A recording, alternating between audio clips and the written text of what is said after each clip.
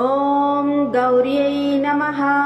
ॐ गणेशजनन्यै नमः।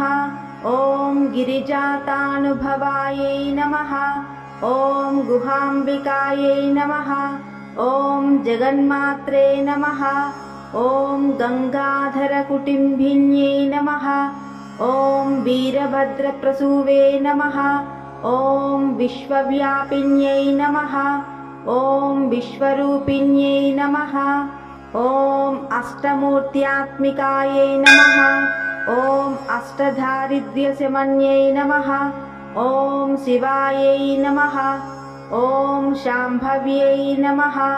ॐ शाङ्कर्यै नमः। ॐ बालायै नमः। ॐ भवान्यै नमः। ॐ भद्रदायिन्यै नमः। ॐ माङ्गल्यदायिन्यै नमः। ॐ सर्वमङ्गलायै नमः। ॐ मञ्जुभाषिन्यै नमः। ॐ महेश्वर्यै नमः। ॐ महामायायै नमः। ॐ मन्त्राराध्यायै नमः।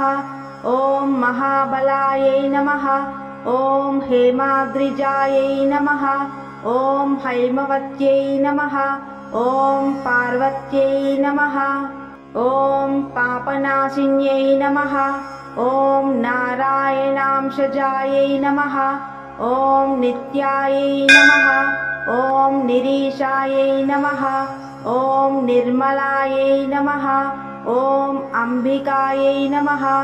ॐ मृडान्यै नमः।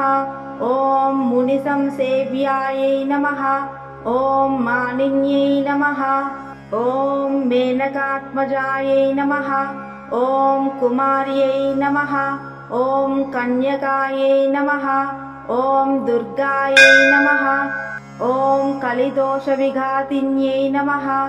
ॐ कात्यायिन्यै नमः। ॐ कृपापूर्णायै नमः। ॐ कल्याण्यै नमः। ॐ कमलार्चितायै नमः। ॐ सत्यै नमः। ॐ सर्वमायै नमः। ॐ सौभाग्यदायै नमः। ॐ सरस्वत्यै नमः। ॐ अमलायै नमः। ॐ अमरसंसेव्यायै नमः। ॐ अन्नपूर्णायै नमः। ॐ अमृतेश्वर्यै नमः। ॐ अखिलागमसंस्तुतायै नमः। ॐ सुखासच्चित्सुधासारायै नमः।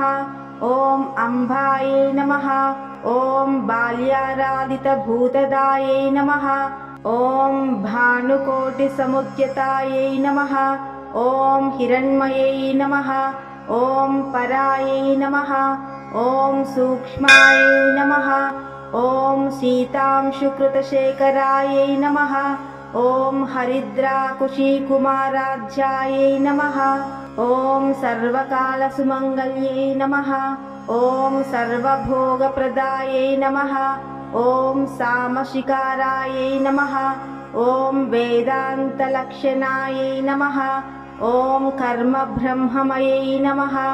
ॐ कामकलनायै नमः। ॐ काङ्क्षितार्थदायै नमः। ॐ चन्द्रार्कायुतताटङ्कायै नमः। ॐ चिदम्बरशरीरिण्यै नमः। ॐ श्रीचक्रवासिन्यै नमः। ॐ देव्यै नमः। ॐ कामेश्वरपत्न्यै नमः। ॐ कमलायै नमः। ॐ मुरारिप्रियार्धाङ्ग्यै नमः। ॐ मार्कण्डेयवरप्रदायै नमः।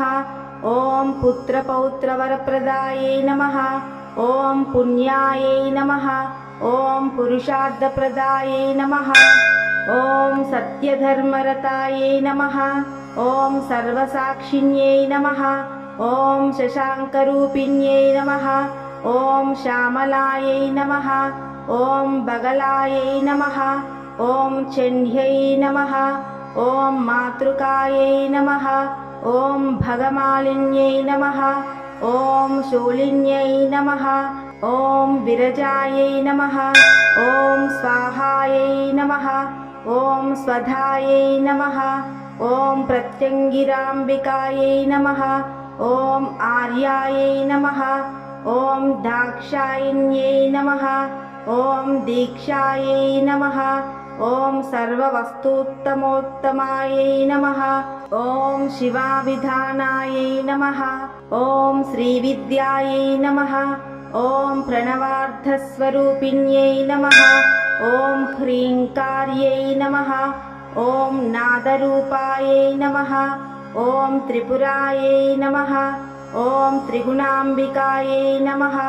ॐ सुन्दर्यै नमः। ॐ षोडशाक्षरदेवतायै नमः। ॐ श्रीमहागौर्यै नमः।